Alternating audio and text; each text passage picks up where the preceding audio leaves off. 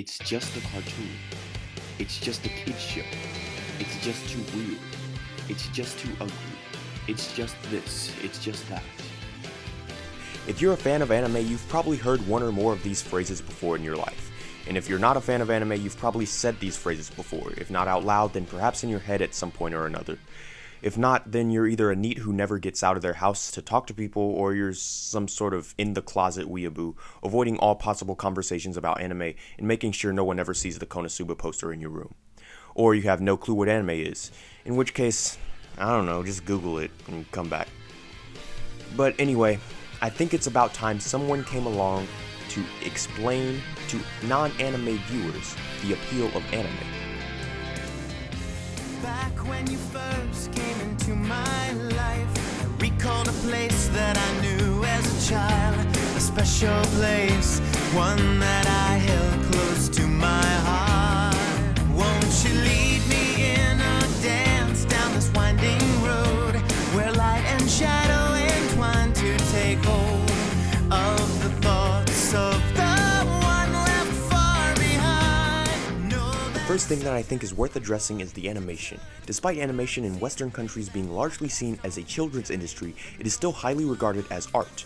Hundreds of people still pour countless hours into producing kids shows and movies, even though it is not taken as seriously. And there are lots of different reasons why animation is considered a kids industry.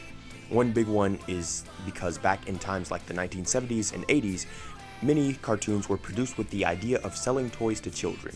However, back in the 40s, 30s, and 20s, cartoons were a lot more risque and with lots of adult humor that some would even consider offensive today. Now, culture in other countries tends to evolve differently. In Japan, anime is considered to be on the same level as normal television as far as popularity and demographics. Anime can be just as serious, mature, and brilliantly written as some of the best live-action TV shows and movies out there. Furthermore, because anime fans in the West may have previously seen animation as a children's form of art, it's possible that, subconsciously, anime has a vague familiarity to it that reminds them of a simpler life as a child, which could be another aspect to the appeal. Another thing worth addressing is probably the supposed weirdness of anime. This is a little bit more difficult to put your finger on exactly, especially since weirdness is subjective. But by weird, you might be thinking of the colorful, spiky hair, those huge, sparkly eyes, and the characters that scream so much, among other things. These common traits are nigh unavoidable in anime, but quite unusual in other media.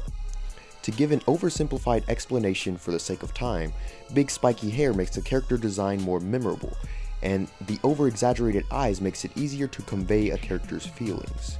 But these things can't be fully explained in just one sentence, so if you really do want an insightful explanation to why many of these attributes are everywhere in anime, I'd highly recommend the Why Anime series from the YouTube channel Get in the Robot. Some of the other weird things about anime are a little bit more abstract, such as the plot structure or narrative decisions. For example, have you ever heard someone try to explain the plot of their favorite anime and you kind of felt like your head was starting to spin a little bit? Well, that's kind of the point. In this case, you embrace the weird. It's the intent of the writers for you to go with this original new flow of the story.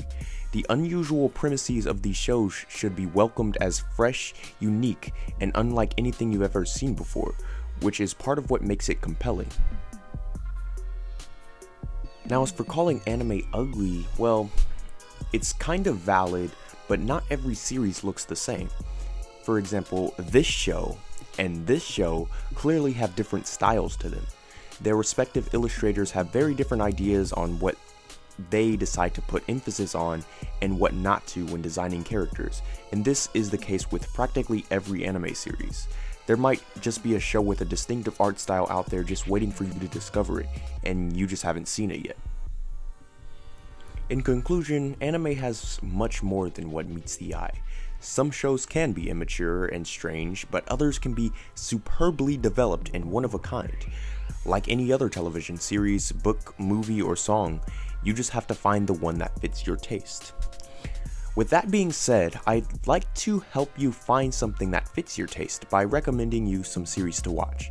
These series are particularly picked with the idea that non-anime watchers will find them relatively easy to digest, and most of the tropes that make people turn away from anime are largely toned down or, in a few cases, entirely absent. Now let's start the list. First up is Death Note. Death Note is a series about a young teenage boy who finds a mysterious notebook with a message on the front that says it can kill anyone if you write their name in its pages. It is a highly suspenseful series with an episode count of 37, all of which you can find on Netflix, so you might end up accidentally binging it in less than a week. Next up is Ping Pong the Animation. For a show that sounds like it'd literally be the dumbest thing ever, Ping Pong is actually quite gripping. Its art style is unlike anything I've ever seen before personally, and it tells a simple yet heartwarming story about two childhood friends joining a table tennis club at their school. It's only 11 episodes long, so you could finish it in like a day or two. Next is Cowboy Bebop. Cowboy Bebop is a science fiction anime about an unlikely star-trotting group of space bounty hunters. Some people have likened it to Marvel Studios' Guardians of the Galaxy in terms of its funny group dynamics, clever action scenes combined with funky tunes, and heartfelt moments where you least expected it. With only 26 episodes and one special, you might find yourself a little disappointed that there aren't multiple seasons of it. Following that is Neon Genesis Evangelion. This show is actually a sort of deconstruction of the mecha genre, which spans hundreds of different anime series as well as some live action things like Power Rangers and Pacific Rim. Despite that, someone who has never seen a mecha show can greatly appreciate how amazing of a show Evangelion is.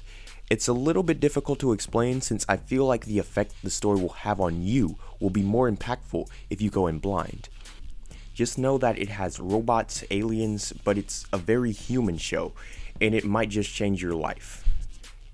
Also, it's on Netflix, so it's one of the more accessible series on the list. Another two that I want to mention, but I don't know enough about it to recommend it, is Ashita no Joe, or Champion Joe, and Hajime no Ippo, or Fighting Spirit. They're two different boxing anime, and let's just say they're very different, and they really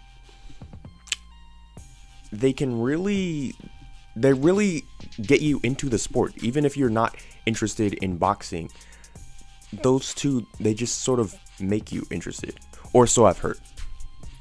And my final recommendation is Legend of the Blue Wolves. This one is probably the best one on the list for those who want to get into anime.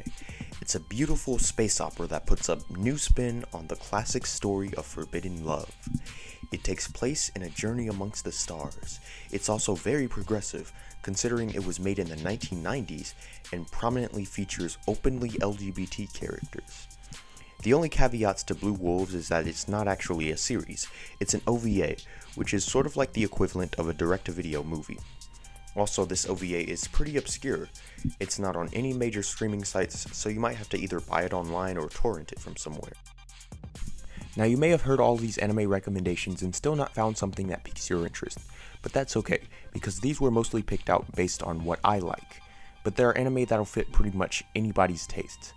There are romance anime, comedy anime, horror anime, speculative fiction anime, slice of life anime, and even non-fiction anime. I hope that if you don't watch anime, you now have some interest in it, or at least you have a new understanding of it. And if you do, please consider sharing this to someone that doesn't, because maybe they'll see the art in a new light. Also, be sure to like, subscribe,